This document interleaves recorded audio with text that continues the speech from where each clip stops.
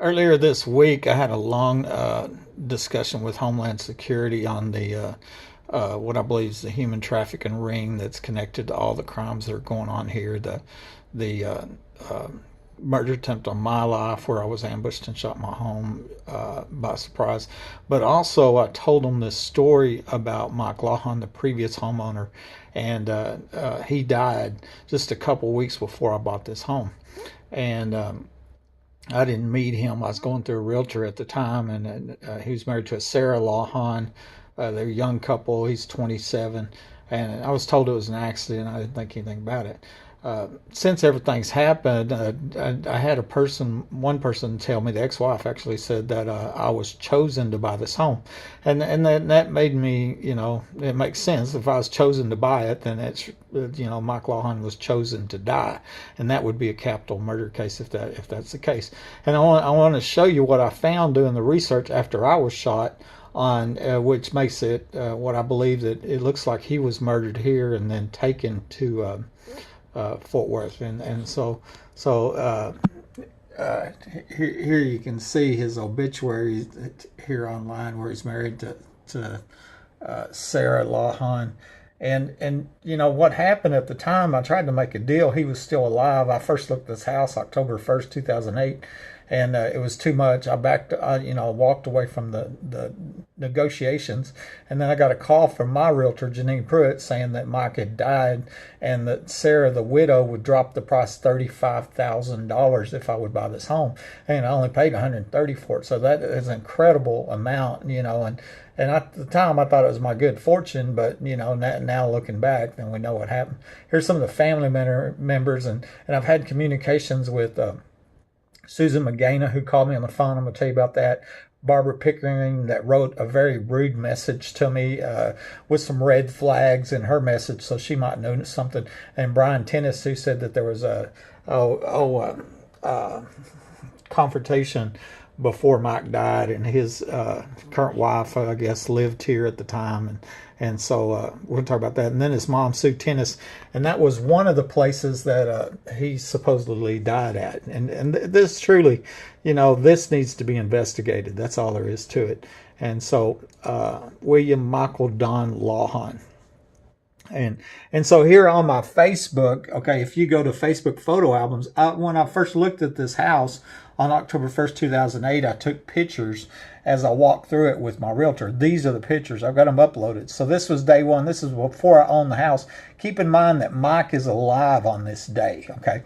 And there was some of them that was interesting. Like that one had a little ladder in it, and, I'm thinking, that's interesting. I wonder if, that ladder was used for tunnel access, I don't know that. And you can go to my Facebook under Buddy Wayne Webb and look at these pictures, the ex-wife did tell me one time that, think back about what the house looked like when you first bought it. Like the floor was ripped up, and the trim was gone, and there all through the house there was holes in the walls, and just a lot of odd stuff. And so I'm looking for one picture in particular, if I can find it right here.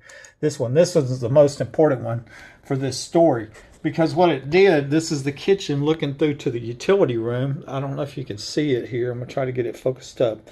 Okay, Janine, the realtor, is in the utility room back there, and that's the back door to the garage, and you can tell it's fine, okay?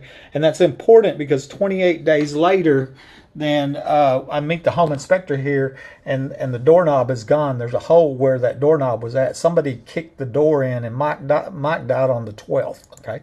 And so, and as I said, that is to the garage.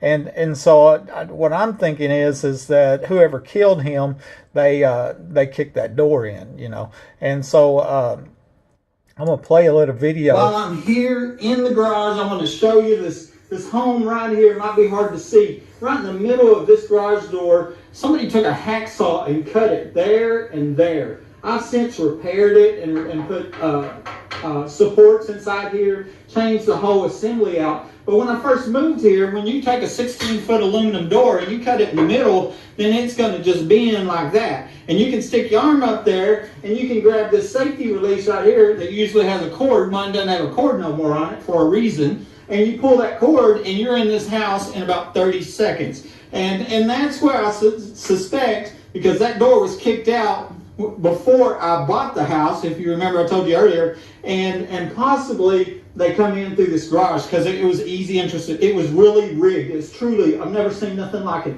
They literally cut the door in half right here and made it where it would open up, and you just stick your arm in there and grab the chain, and then you were in this house. I've since fixed that.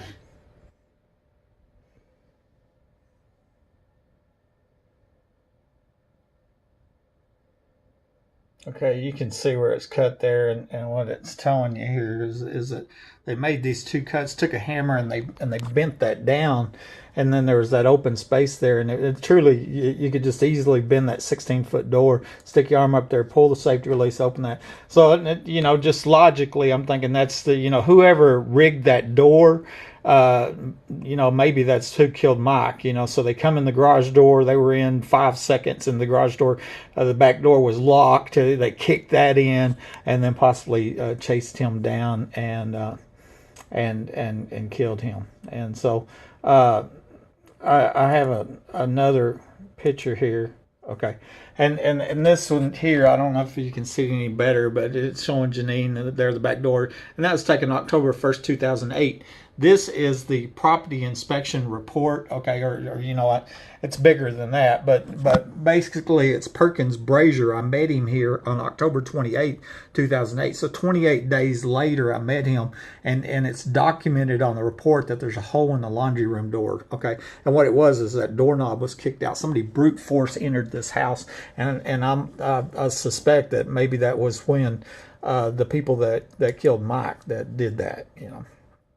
And so here let's go here, okay, to Google. And you can do this yourself. You just go to Google, and I've already got it ready.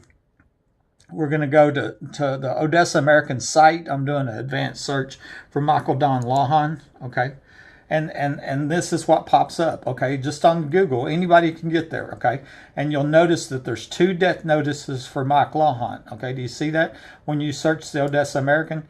We're going to click on that first one, okay? And then the first death notice is posted on October 14th. He died on October 12th, okay? And it shows he died Sunday in Fort Worth, okay? And this is, I just did that. That's live, okay? So now we're going to click the second death notice, and we're going to see this one was posted on October 18th, 4 days later, okay? And they changed the location of death to say he died at his residence, okay? That wouldn't automatically change. Somebody would have to do that. Somebody called up the Odessa American and said, hey, you need to change the location of death from Fort Worth to say his residence. Now, why would they do that? Why would you go to that trouble and do that? And I believe the answer is because Mike Lawhon did die here at this home. The neighbor that lived directly across the street, her name is Marilyn DeLuigi, told me twice that Mike died in this house. And one time she says, I should know, right? And so here I'm going to show you, this is a deed history map for the 9 homes in my cul-de-sac. And this is my home, and you can see, you know, this is right from the Midland County Appraisal District, who owned my home when it was sold, and you know, and I have all the relationships of previous owner of my home ends up, you know, buying this home over here. That's where they lived when I, you know, Brandy Merrill lived when I first moved here. She was the owner of my home, lived across the street. But the main one here is Marilyn DeLuigi. It lived here at 3803. She's since moved. And another interesting, Sam Slager, Ken Slager, he worked for my company. He was the a commercial director that now got laid off, but his group took care of the booth at the oil shows. And also interesting, Mike Lawhon died the week before the 2008 oil show started, which is probably important.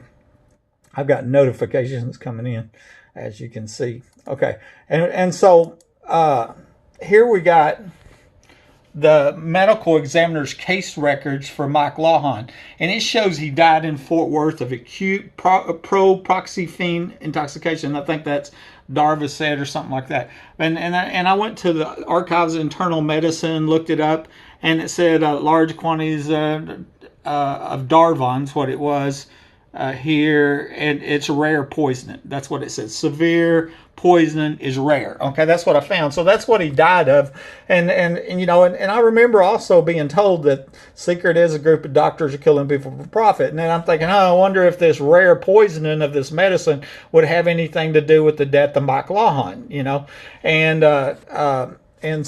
but it says he died in Fort Worth. Okay, so keep that in mind. The Odessa American changed the location of death, and then the neighbor said twice he died at this house, and I believe he did. Not to mention the back doors kicked in. Okay, and so I even here one day I looked up the map. I just took the addresses and said, here's one place he died according to the Odessa American. Here's the second place he died. And it's like a 4-hour drive. And then I had the timestamps of when, the death, from the medical examiner's record. And, so what I'm trying to figure out about what time did he kill, and they took him to Fort Worth or whatever. Was Susan Tennis here? Maybe she's the one that drove him, maybe one of them family members. I don't know. I'm just trying to figure this out. Of course, law enforcement needs to get involved in this right here. There needs to be investigation of this right here. And so, anyway, I contacted some of the family, and actually the first person that called me was Susan McGaina, the sister of Mike Lawhon. And it was real interesting. One, she told me that Mike had been arrested here, and something about a gun, and that and she had seen that I had found this Kansas City Chiefs cap under the cabinet from where I shot. And she made a point to tell me that they had a brother named Brian Tennis, and he was a big Kansas City Chiefs fan. I took that as a clue because she just offered that up as evidence. I would have never known that, if she wouldn't have. And I contacted him, and then here's what Brian told me. He lives in this area, okay? And that's nowhere near the truth, is what I said. I'm sorry all this has happened to you. Susan does not know what she's talking about. So one of them's not, they're disagreeing between Susan and Brian Tennis. One of them, isn't being truthful here, as far as I'm concerned. And so that, and the other thing, I think, here, my brother choked his wife and with a rifle, and then it had to be taken down by me. Talked down, not taken down. It says Brian was threatening to commit suicide, etc. And so anyway, there was a confrontation, and his wife lived here. Okay, and then another interesting here family message was from this Barbara Pickering, and she was extremely rude, and you need to get help. Well, that automatically throws up a red flag. So you need to get help, because that was the lies being used to cover up the premeditated capital murder attempt on my life.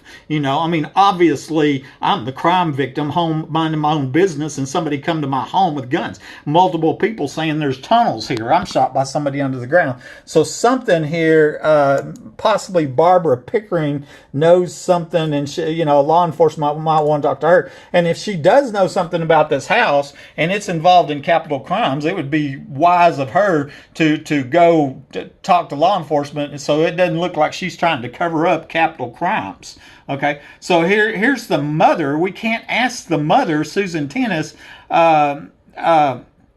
because she died in 2016. But what was interesting, come to find out, she's a Kansas City Chiefs fan. Remember, I found that Kansas City Chiefs cap underneath the deal.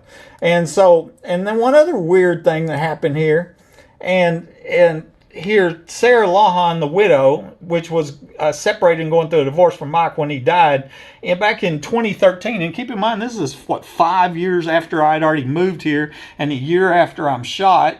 And all of a sudden, somebody goes in there under Sarah Lawhon's name and buys all these magazines. Look how many magazines they are, and starts sending it to my house, And so I'm wondering, maybe that was a clue by somebody out there that did this, because all of a sudden I'm getting not one magazine. Look how many magazines I got addressed to Sarah Lawhon 5 years after she moved out, And so, that wasn't just a random email because she used to live here, or a random mail.